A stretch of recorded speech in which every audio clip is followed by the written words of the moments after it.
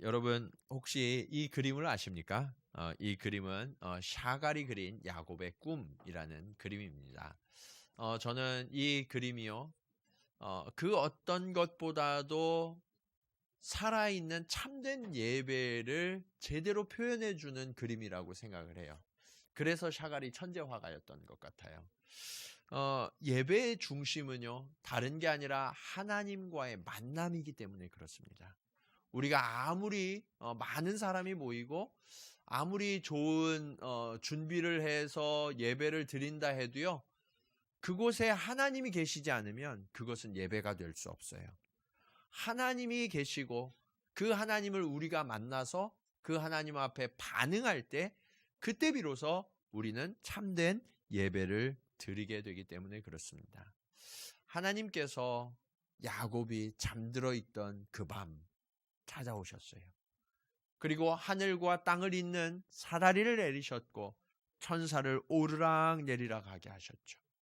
영광 중에 하나님을 만나고 그 하나님의 약속을 받은 야곱이요, 이제 일어나서 자신이 베고 잤던 그 돌베개를 세워 기름을 붓고 하나님 앞에 서원합니다. 하나님이 내게 말씀하신 대로 내가 이 땅에 무사히 돌아오면 내가 하나님 앞에 소득의 11조를 드리고 그리고 평생 하나님을 섬기고 예배하는 자가 되겠습니다.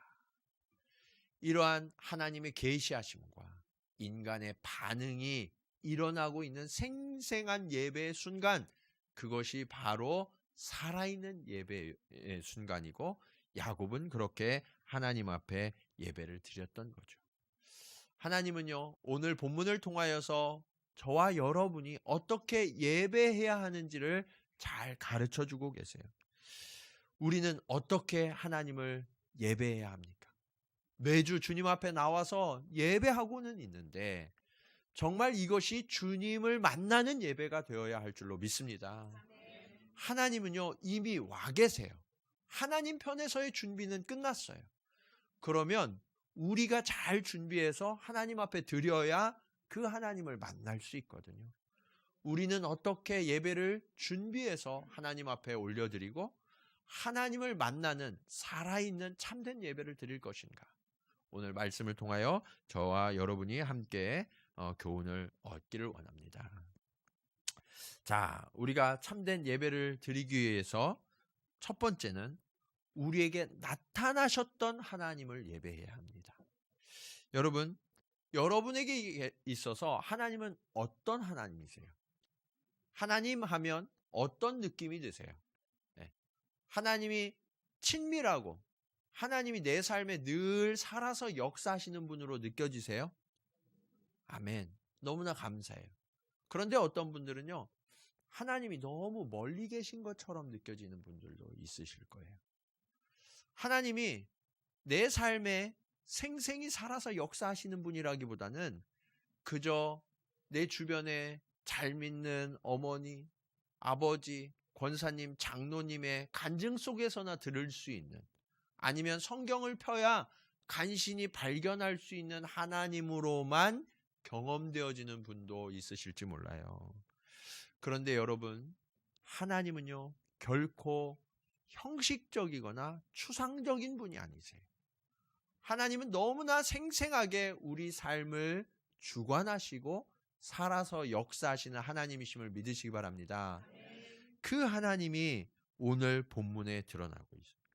1절에 보면 하나님께서 야곱을 먼저 찾아오셨어요. 먼저 찾아오셔서 뭐라고 말씀하시냐면, 내 형 에서의 낯을 피하여 도망하던 때에 내게 나타났던 하나님께라고 말씀하고 있다.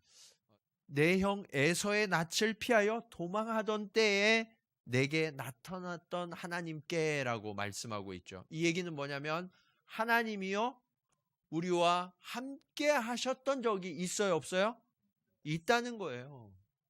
우리와 함께 하셔서 우리의 도움이 되시고 우리를 위하여 일하신 적이 있다는 거예요. 하나님이요, 지금 뭐라고 말씀하고 있냐면, 야곱, 너 베델로 올라가야 되는데 그 베델이 어떤 곳인지 기억하지? 라고 말씀하십니다. 베델은요, 야곱에게 있어서 굉장히 특별한 장소였어요. 왜냐하면 아까 우리가 그림에서 본 것처럼 하나님의 사다리가 내려와서 하나님을 처음으로 만났던 장소, 그 장소가 바로 베델이거든요. 그런데 그때가 어느 때였냐?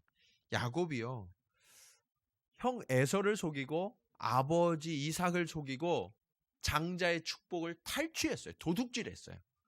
그리고 그 도둑질하면 그 축복이 내 것이 될 줄 알았는데 오히려 형이 노발대발하면서 야곱을 죽이지 않으면 내가 결코 살아갈 수가 없다 하면서 동생 야곱을 죽이려고 했죠. 아버지도 말릴 수 없고 야곱을 그토록 사랑하고 이렇게 치마에 끼고 돌았던 어머니조차도 지켜줄 수가 없었어요. 그래서 할 수 없이 형을 피해서 외삼촌이 사시는 하란 땅으로 도망가게 했죠. 하란 땅이 한 800km 되거든요. 근데 이 야곱이 홀로 걸어서 하란 땅으로 가다가 형이 너무 무서우니까 처음에 아주 힘을 내서 달려서 도망을 간 것 같아요. 그래서 그가 잠든 곳이 어디였냐면 베델인데, 이 베델이요, 그가 처음에 아버지와 함께 거했던 브엘세바에서 97km 정도 돼요. 97km 되면 일반적으로 걸어서 며칠 정도 걸릴까요? 일반적으로 사람들이 걸어서 가면 아주 열심히 걸으면 이틀, 군인들 정도가 한 이틀에 갈까 말까예요. 보통 사람들은 한 3일 정도 걸리는 거리예요. 그런데 야곱은 어느 정도에 갔냐면 하룻밤에 달려갔어요. 형이 나를 죽일 것이 얼마나 무섭고 두려웠던지 그냥 하룻밤에 쉬지 않고 달려서 베델까지 도망을 간 거예요. 거기까지 도망가서요, 온몸이 탈진했어요. 더 이상 아무것도 할 수 없어서 그곳에 들판 한가운데에서 쓰러져서 잠들었죠. 너무나 큰 두려움 속에 잠들어 있던 이 야곱을 아무도 함께하지 않고 아무도 기억하지 않는 것 같은 그 들판에서 하나님이 주목하여 보세요. 그리고 하나님이 잠든 야곱을 향하여 하늘로부터 그의 머리맡까지 이어지는 사다리를 내리십니다. 그리고 천사를 오르락 내리락 하게 하세요. 하나님이 일어나셔서 야곱을 주목하여 보시고 야곱에게 말씀하세요. 무슨 말씀을 하셨냐? 내가 어디로 가든지 나 하나님이 너와 함께 할 것이다. 그리고 너에게 복을 주어 이 땅으로 다시 돌아오게 할 것이다 라는 아주 놀라운 약속을 주세요. 이 약속을 받은 이 야곱은요, 그냥 있을 수가 없잖아요. 그래서 본인이 베고 누웠던 돌베개를 세워서 그곳에 기름을 붓고 하나님 앞에 서원하고 약속을 합니다. 내가 하나님만 예배하겠습니다. 하나님이요, 왜 야곱을 이 베델에서 만나셨을까? 그 전에 이 야곱은요, 하나님이 필요 없던 사람이었어요. 무슨 말씀이세요? 하나님이 야곱을 뱃속에 있을 때부터 택하셨는데, 그 얘기는 뭐냐면 야곱은요, 늘 어머니면 충분했던 사람이에요. 어머니가 지극히 편애를 했거든요. 편애를 해서 야곱이 필요한 모든 것들을 바로 옆에서 늘 공급해 주던 사람이었어요. 아버지의 축복이 필요하니까 그 아버지의 축복마저도 속여서 얻게 해주는 그런 사람이 바로 어머니였거든요. 야곱에게는요, 어머니만 있으면 됐어요. 아무도 필요 없어요. 어머니만 있으면 모든 것이 다 행복하고 모든 것이 충만했던 사람이에요. 그런 야곱에게 하나님을 경험할 기회가 있을까요, 없을까요? 없어요. 야곱에게 있어서 하나님은 어머니 리브가였던 거예요. 그래서 여러분, 자녀를 지나치게 사랑하지 마세요. 자녀를 너무 지나치게 사랑하셔서 내가 모든 것을 다 책임져주고 모든 것을 공급해주는 줄 알고 있으면 그 자녀의 우상이 되어버려요. 네. 저는 한국 어머니들이 우상이 되시는 분들을 너무 많이 만나요. 어느 정도까지 우상이 되시냐면 요즘엔 아들의 우상은 많이 떠나갔어요. 예, 딸들의 우상이 요즘 강력하게 대두해서 딸들이 결혼을 해도 처갓집에 들어와 살거나 아니면 처갓집 바로 옆에 살죠. 왜요? 애기 키워줘야 되니까. 예. 늘 어머니 옆에서 공급받는 것을 멈추지 않는 거예요. 그러면서 내가 대신 역할을 해주면서 하나님을 대체하죠. 예. 그러면요, 자녀가 하나님을 만날 수 없어요. 하나님이요, 왜 베델에서 야곱을 만나셨냐면 어머니 리브가의 치마폭에 쌓여 있는 한 야곱이 하나님을 만날 가능성이 없기 때문에. 그래서 도저히 그 집에 붙어 있을 수 없을 만큼 어머니와는 절대로 붙어 있을 수 없는 그런 절박하고 긴박한 환경을 만드셔서 야곱을 내쫓으신 거예요. 여러분, 내 자녀를 사랑하시면요, 자녀를 내쫓으셔야 돼요. 네. 그래서 하나님을 의지하도록, 하나님을 만나도록 하는 것이 진짜 부모가 잘하는 일이에요. 그래서 제가 생각할 때 여러분들 부모님은 최소한 리브가보다는 훌륭하세요. 예. 예, 부모님의 품을 떠나서 이곳에 보내셨잖아요. 일본에. 예. 하나님이 그 자리에서 야곱을 비로소 만나신 거예요. 야곱은요, 이때 비로소 아버지의 하나님, 어머니의 하나님이 아니라 야곱의 하나님을 만나게 돼요. 예. 그 전까지는 나의 하나님이 아니었어요. 아버지의 하나님이었죠. 근데 이 베델에 와서 비로소 나의 하나님, 나의 공급자 되시는 하나님, 나의 보호자 되시는 하나님을 만나게 된 거예요. 여러분, 혹시 고난 중에 계시는 분이 계세요? 너무나 절박하고 너무나 갈급하신 분이 계세요. 그러면요, 야곱처럼 이제 우리의 기도를 바꿔야 돼요. 어떤 축복을 구하거나 어떤 환경이나 조건을 구하는 것이 아니라 하나님을 구하시기 바랍니다. 하나님 자체를 구해서 그 하나님을 만날 때, 그때 우리는 참된 예배를 드리고 진정한 복을 누리게 되는 거예요. 여러분, 베델에서 야곱과 함께 하시겠다고 약속하신 하나님은요, 이후로 신실하게 야곱과 동행하시고 야곱을 지켜주세요. 삼촌 집으로 가게 됐거든요. 외삼촌 집으로. 근데 이 외삼촌 라반이 어떤 사람이었냐? 야곱이라는 이름의 뜻이 뭐예요? 속이는 자예요. 속이는 자. 야곱은요, 형을 속이고 아버지를 속이고 심지어 자기 자신을 속이는 사람이었거든요. 그런데 하나님이요, 이 라반을 통해서 야곱이 스스로를 직면하게 하세요. 너 어떤 사람인지 똑똑히 봐라, 이것을 보여주시는데 어떻게 보게 하셨냐? 라반이 지독한 사기꾼이에요. 심지어는 조카를 등쳐먹는 사기꾼. 네. 그래서 여러분, 하나님이요, 나에게 그 사람들을 만나게 하시는 이유가 있어요. 네. 내가 막 이가 갈리는 사람들 있잖아요. 저 인간 왜 내 앞에 나타나가지고 하나님이 왜 저런 사람을 나에게 허락하셨을까? 그런 사람들은요, 대부분 나랑 비슷한 사람이에요. 네. 단지 나보다 정도가 조금 더해서 하나님이 나를 가르치시기 위해서 그 사람을 쓰는 거예요. 지금 야곱이 라반을 만나서 20년 동안 노예처럼 살아요. 삼촌이면 조카를 사랑해줘야 되잖아요. 지켜주고 보호해줘야 되잖아요. 근데 그렇게 한 것이 아니라 노예처럼 부려요. 노예처럼. 그 고난과 환난 속에서 세상에 누구도 의지가 되지 않는 그런 상황 속에서 비로소 하나님을 생생하게 경험해요. 그러면서 야곱은요, 부모님이 계시지 않아도, 그리고 어떤 조건이 주어지지 않아도 하나님이면 족하다 하는 것을 깨닫게 돼요. 빈손으로 삼촌 집에 갔고 삼촌이 노예처럼 부렸지만 하나님의 축복과 은혜로 말미암아서 야곱은 거부가 됩니다.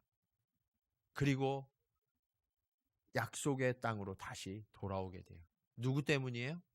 하나님 때문에. 하나님이 약속하신 대로 신실하게 동행하셨고 저를 지켜주셨기 때문이죠. 그것이 3절의 고백이에요. 우리 3절 말씀 한번 같이 읽어볼까요? 3절 다 시작. 우리가 일어나 베델로 올라가자. 내 환난 날에 내게 응답하시며 내가 가는 길에서 나와 함께 하신 하나님께 내가 거기서 제단을 쌓으려 하노라 하매. 아멘. 거기에 뭐라고 고백하고 있어요? 내 환난 날에 하나님이 내게 응답하셨고 내가 가는 길마다 하나님이 함께 하셨노라. 그 하나님께 예배하러 가자. 야곱은요, 저의 삶 가운데 살아계셔서 동행하시고 자신을 지켜주시고 구원하여 주셨던 그 하나님을 이제 만났던 거예요. 그래서 야곱은 생생한 예배를 드릴 수 있었던 거죠. 여러분, 여러분이 지금 하나님 앞에 드리고 있는 예배는 어떤 예배예요? 그냥 오늘 주일이니까 그냥 형식적으로 가자 해서 나오셨나요? 이 자리에 앉아 계시는데 지금 하나님을 여러분 생생하게 만나고 계신가요? 그 차이가 어디에서 나오느냐? 우리가 일상 속에서 하나님을 어떻게 만나고 경험하느냐에 달려있다는 거예요. 이 자리에서 1시간 하나님을 만날 수 있어요. 그런데 내가 일상의 삶 가운데에서 하나님을 뜨겁게 만나고 그 하나님을 경험한 그 심장이 뛰고 있어야, 그래야 오늘 예배 속에서 하나님을 감격 속에서 만날 수 있다라는 거예요. 사랑하는 여러분, 여러분의 일상 중에 함께 하시는 하나님을 바라보시기 바랍니다. 여러분의 힘과 능력과 도움이 되시는 하나님을 의지하시기 바랍니다. 그러면요, 우리의 예배가 간증이 되어져요. 찬양이 되어져요. 그렇게 상황과 상관없이 하나님을 만나고 하나님을 뜨겁게 고백하며 예배하는 저와 여러분이 되시기를 주님의 이름으로 간절히 축원합니다.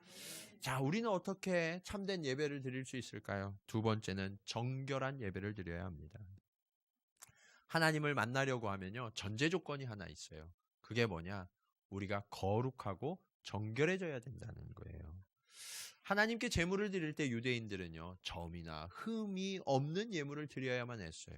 하나님이 받으실 만한 예물은요, 그렇게 정결해야 했거든요. 우리도 우리의 삶이 하나님이 기뻐 받으실 만한 거룩한 산제사가 돼야 돼요. 그래서 우리의 삶이요, 매일매일의 삶 가운데 정결하고 거룩해야 하나님이 우리의 예배를 받아주세요. 그래서 여러분이 지금 하나님 앞에 나왔는데 내가 부족하고 연약해요. 죄가 있어요. 그러면 제일 먼저 뭐부터 해야 돼요? 하나님 앞에 회개부터 해야 되는 거예요. 그래서 하나님을 만나야 되는 거예요. 야곱은요, 하나님을 만나러 가긴 가야 되는데 하나님 앞에 가려다 보니까 자신에게 문제가 많이 있다는 것을 깨달았어요. 그게 2절 말씀이에요. 2절 말씀 보시면 이렇게 이야기해요. 야곱이 이에 자기 집안 사람과 자기와 함께한 모든 자에게 이르되 너희 중에 있는 무엇을 버리고 이방 신상들을 버리고 자신을 정결하게 하고 너희들의 의복을 바꿔 입으라. 야곱이 하나님을 믿는 사람이었잖아요. 그런데 집안에 뭐가 많았다는 얘기예요? 예, 우상들이 가득했다는 얘기예요. 왜 그럴까요? 야곱이 삼촌 라반의 집에서 다시 아버지의 집으로 돌아올 때 한 사건이 일어나요. 그게 뭐냐면 이 삼촌의 군대가 막 쫓아오는 거예요. 네, 삼촌의 군대가 막 쫓아와서 딱 보니까 너희가 귀한 걸 훔쳐갔대요. 그게 뭐예요? 드라빔이라는 걸 훔쳐갔대요. 드라빔. 그 드라빔이 뭐냐면 우상이에요. 우상. 신상을. 야곱이 가장 사랑했던 아내가 있는데 4명의 아내가 있었죠. 2명은 정실 부인이고 2명은 측실인데 그 2명의 정실 부인 중에서도 가장 사랑했던 라헬이 아버지의 집에 있던 존귀한 우상을 훔쳐가지고 온 거예요. 근데 이게 아마 값이 굉장히 많이 나가는 거였던 것 같아요. 그리고 그 집안의 수호신 같은 거였죠. 그래서 그것을 찾기 위하여서 사실 조카가 그리고 자신의 딸들이 지금 돌아가고 있으니까 호위병을 보내줘도 모자랄 판인데 그들을 잡아서 벌하려고 군대를 지금 보내 추격하고 있는 거거든요. 라헬이 아버지의 우상 이 드라빔을 탐냈던 거예요. 그래서 그것을 훔쳐가지고 왔어요. 자신의 안장 밑에다 이렇게 숨겨가지고. 네. 이 얘기는 뭐냐면 그 드라빔이 값어치가 있는 존귀한 거였을 거예요, 아마. 우상들을 만들 땐 되게 뭐 이렇게 금칠도 하고 비싸게 만들잖아요. 그렇죠? 그러니까 보석도 들어있고 그래서 아마 그 가치가 탐이 났을 수도 있는데 더 중요한 건 뭐냐면 라헬의 마음속에 하나님을 믿고 의지하는 것보다 이 드라빔, 이 우상을 자신의 수호신으로 생각하는 마음이 더 있지 않았을까. 그런데 야곱이요, 이것을 말려야 되잖아요. 예. 이것이 집안에 허용되지 않도록 막아야 되잖아요. 근데 너무 사랑하는 아내니까 어떻게 했어요? 그냥 놔뒀어요. 그래서 여러분, 너무 사랑해도요, 이것을 용납하면 안 돼요. 우리가 사랑하는 남편, 아내, 자녀들이요, 하나님을 온전히 예배하는 것을 거절하고 다른 것들을 섬기기 시작할 때 우리는 그것을 용납하면 안 돼요. 네. 근데 우리 한국 부모님들이 어떻게 하냐면 고3 되면 1년쯤 그냥 교회 쉬어. 네. 부모님이 그래요, 부모님이. 네. 우상을 용납해서 밀어 넣어주는 거죠. 네. 그러니까 하나님을 떠나게 되는 거예요. 야곱이요, 하나님을 섬기지 않은 게 아니에요. 하나님을 섬겼어요. 그런데 우상을 함께 섬겼던 거예요. 우리들의 삶 속에서도 이런 일이 자주 일어나요. 우리가 하나님을 믿는다고 하면서 하나님 외에 다른 것을 함께 믿는 사람들이 있어요. 뭐 부처님을 섬기거나 알라를 섬기거나 그렇게 하진 않죠. 그런데 여러분 자신을 엄밀하게 돌아보세요. 그러면 하나님 말고 기대고 의지하는 게 따로 있죠? 뭐예요? 돈이에요. 현대인들에게 자본주의 사회에서 돈은요, 하나님을 능가하는 우상이 되어버리고 말았어요. 그리스도인들도요, 하나님과 돈 둘 중에 하나를 택하라고 그러면 말로는 하나님인데 내 생각과 내 모든 것은 돈에 집중해 있는 사람들이 솔직히 더 많아요, 어때요? 많아요. 그거 어떻게 하셨어요? 내가 그러니까. 네. 여러분 일주일 살아가시면서 하나님을 더 많이 묵상하세요? 돈을 더 많이 묵상하세요? 네, 네, 그렇죠. 네. 돈을 더 많이 묵상해요, 우리가. 그러면 우리가 하나님 믿는 게 아니에요. 돈을 믿는 거죠. 하나님 앞에 나와서 예배하는 순간이 기쁘세요? 아니면 여러분이 원했던 소원을 이루는 순간이 더 기쁘세요? 이제 2017년도 첫 주를 맞이하고 있는데 여러분이 바라는 게 있잖아요. 그 소망하는 것들이 이루어졌을 때 그게 더 기쁜 거예요. 하나님을 만나는 순간보다. 이것이 우리가 하나님보다 세상을 더 사랑하는 우상들이라고요. 이것을 없애지 않으면 우리는 하나님 앞에 온전한 예배를 드릴 수가 없어요.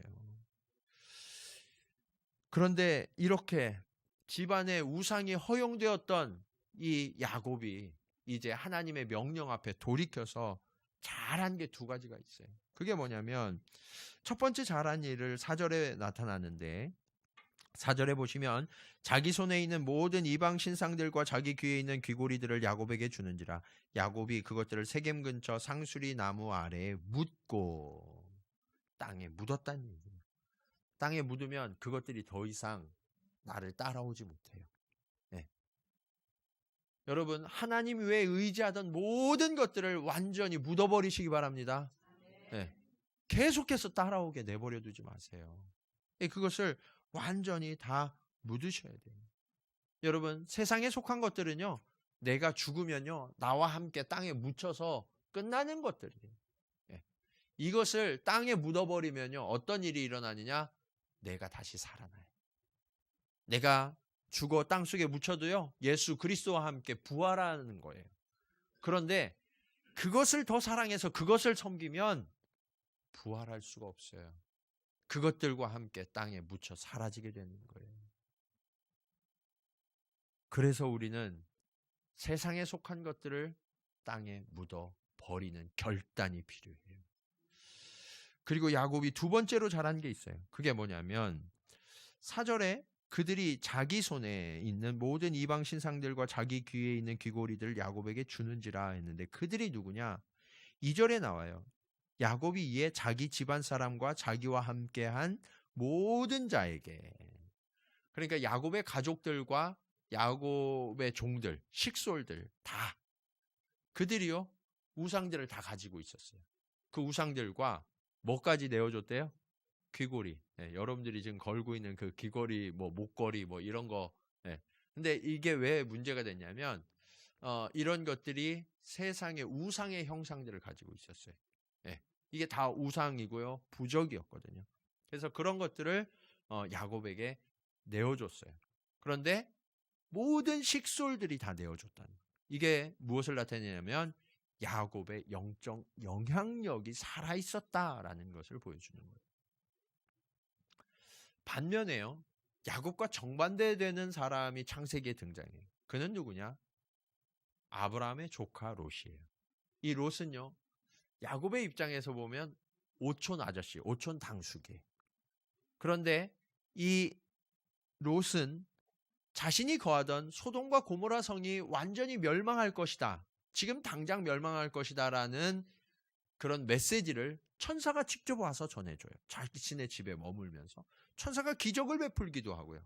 그런 놀라운 일들이 자신의 눈앞에서 펼쳐지고 경고를 받았는데, 롯이 자신의 가족들과, 그리고 롯은요 그 소돔성에서 지위가 높았어요. 재판관의 역할을 했거든요. 많은 소유와 높은 지위를 가지고 있었는데 롯이 우리 소돔성이 멸망할 거니까 급히 빠져나가야 된다라고 말할 때 따라 나간 사람들이 누가 있었어요? 아내와 딸 둘뿐이었어요. 사위도 따라 나오지 않고요. 소돔성에서 그가 재판해줬던 수많은 사람들이 아무도 롯의 말을 믿지 않아요. 심지어는요, 따라 나오던 아내도 어떻게 됐어요? 뒤를 돌아보다가 저주를 받아서 소금 기둥이 되고 말았어요. 여러분, 아까 제가 묻으라고 그랬잖아요. 이거 묻은 거 다시 파보지 마세요. 예?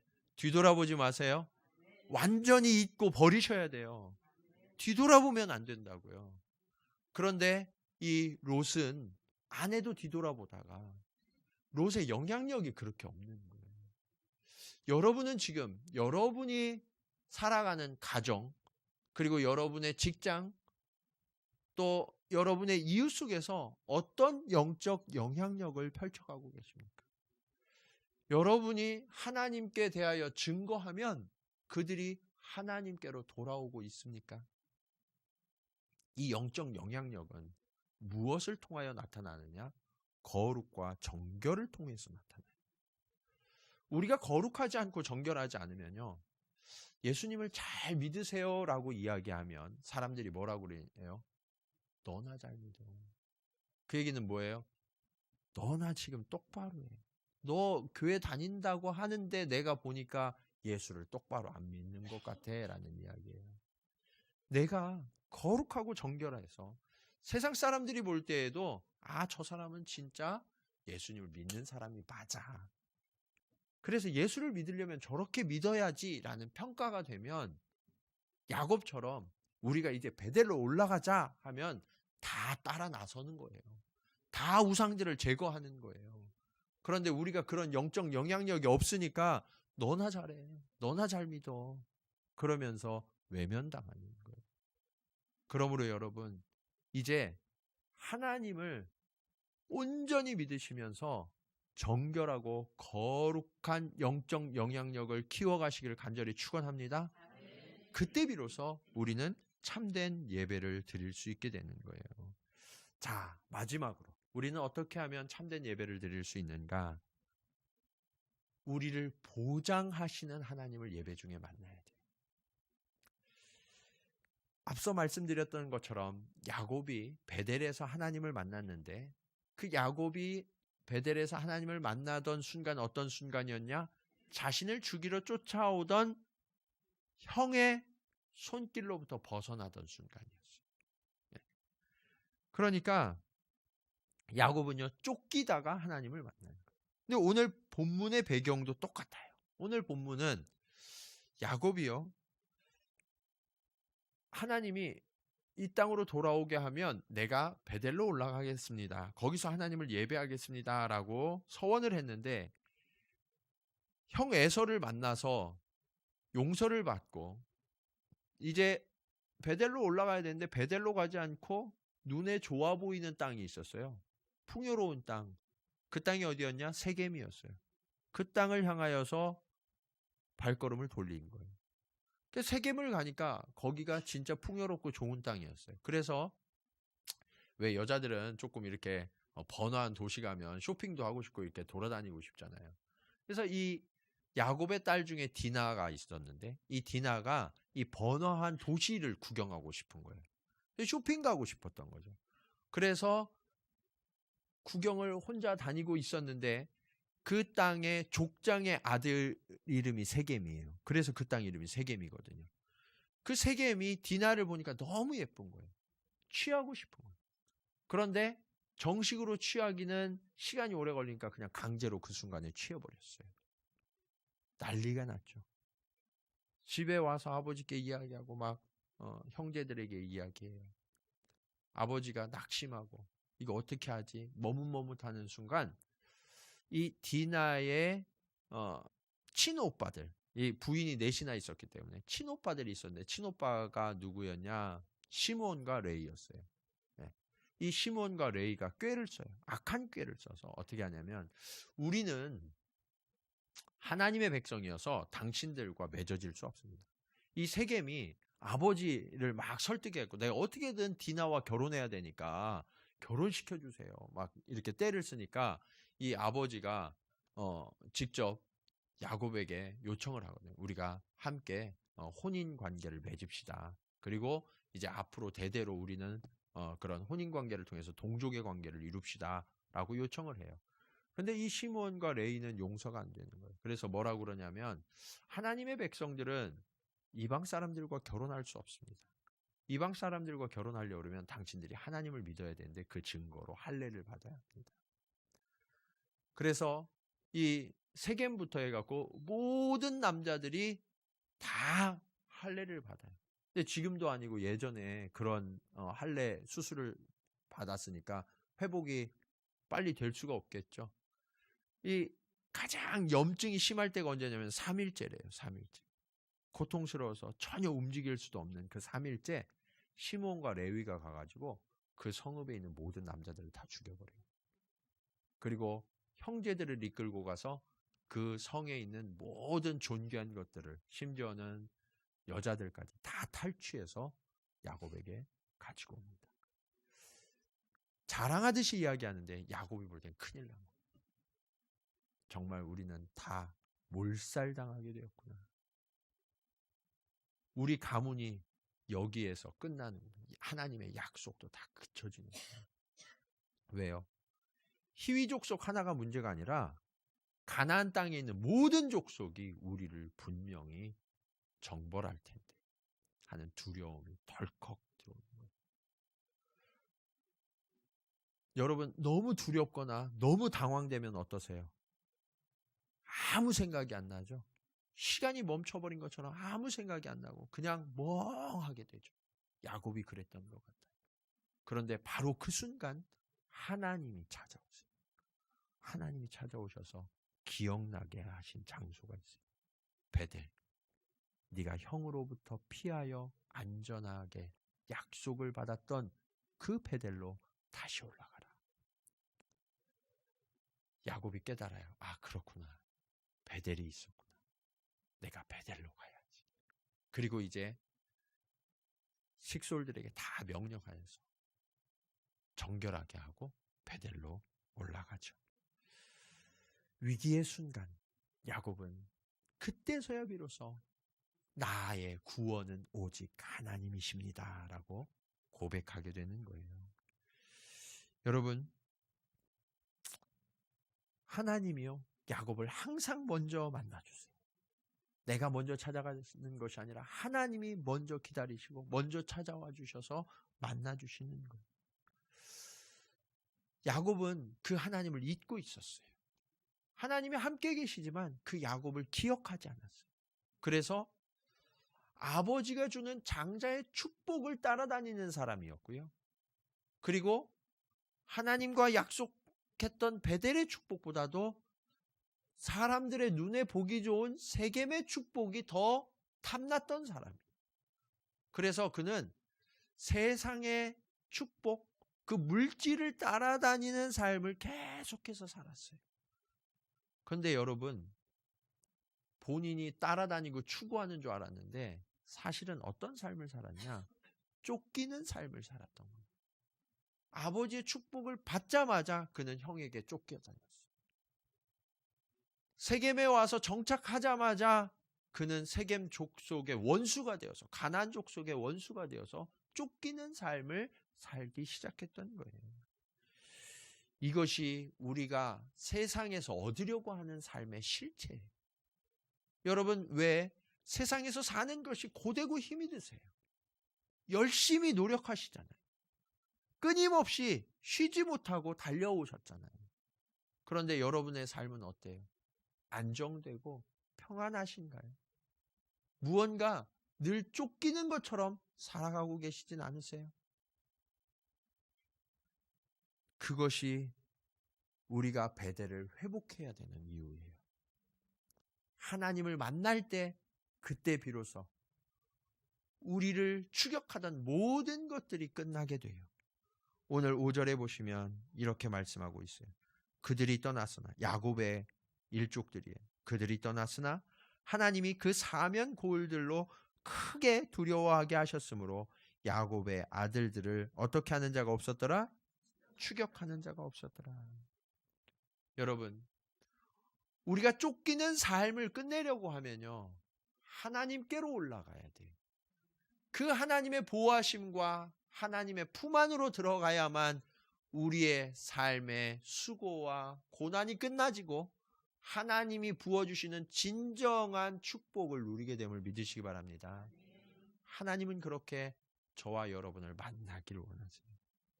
근데 그 만남의 자리가 어디냐? 베델, 예배의 자리예요. 오늘 여러분 예배의 자리에 나오셨잖아요. 저는 오늘 저와 여러분이 예배하는 이곳, 이 교회에서 우리를 생생하게 만나주시고 우리와 함께 하시겠다고 약속해 주시는 그 하나님을 만나는 시간이 되기를 축원합니다. 그 하나님을 반드시 만나줘야 돼요.